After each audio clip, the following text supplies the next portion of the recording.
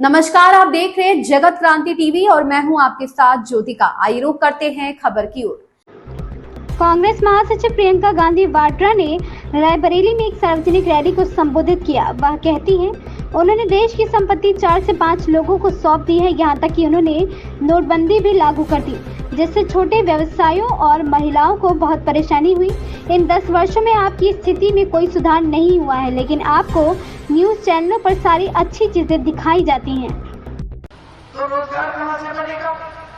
देश की संपत्ति थी, सब पकड़ा दिया आपने, सिर्फ 4-5 लोगों को। अब एक यहाँ से रोजगार बनता था और रोजगार खेती से बनता था। जब खेती से कमा रहे थे तो वो मजदूर भी रखते थे लोग। खेती में और भी कमाई होती थी और सिर्फ मजदूरी नहीं, उससे और भी बनता था रोजगार। अब वो रोजगार भी बंद हो गया है। अब तीसरी जगह कहाँ से रोजगार बनता था? छोटे दुकानदारों से, छोटे बिजनेस।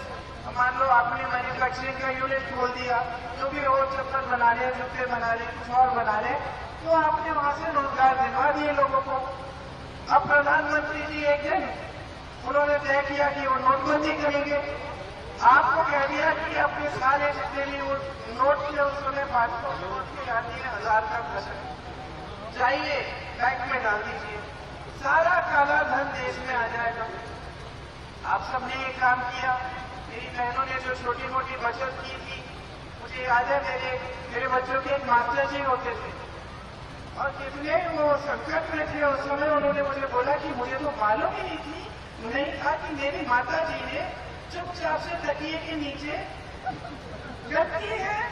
नानिया दादिया थोड़ा थोड़ा रख लेती है, पोता आएगा, पोती आएगी, थोड़ा थोड़ा खरीद के देंगे। उनको तो मालूम ही नहीं था कि ऐसे इकट्ठे कर करके माता जी ने तकिए के नीचे, गद्दे के नीचे कैसे इकट्ठे करके रखे थे। बाद में पता चला कि ये भगवान, ये तो यहाँ पे पड़े, बेचारा बैंक ले गए। फिर तो ये सब आपकी जितनी भी छोटी छोटी बचत थी, ये तो गया गई बैंक में। और जो छोटे कारोबार थे, छोटे दुकानदार थे, उनका नुकसान हुआ बहुत उस समय, बहुत नुकसान हुआ। लेकिन सबने कहा चलो, मोदी जी ने कहा कि देशभक्ति दिखाओ अपनी, सारा काला धन आ जाएगा। भैया काला धन तो आया नहीं, आपने देशभक्ति दिखा दी।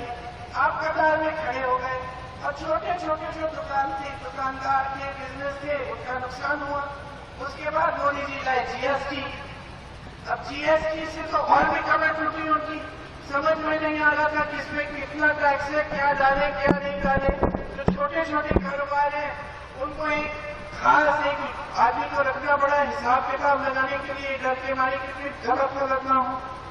बहुत लोगों को कष्ट दिया है, मुश्किलें कम नहीं हुई है इन 10 सालों में, तरक्की नहीं हुई है आपकी। फिर भी आपको दिखता है कि देश बहुत आगे बढ़ रहा है, अर्थव्यवस्था मजबूत हो रही है। टीवी चलाते हैं, उसमें तमाम बड़ी बड़ी जश्न दिखते हैं आपको, उसमें मोदी जी जा रहे हैं, सारे पीछे पीछे आगे आ रहे हैं, ये सब दिखता है। इस खबर में बस इतना ही। बने रहिए जगत क्रांति टीवी के साथ।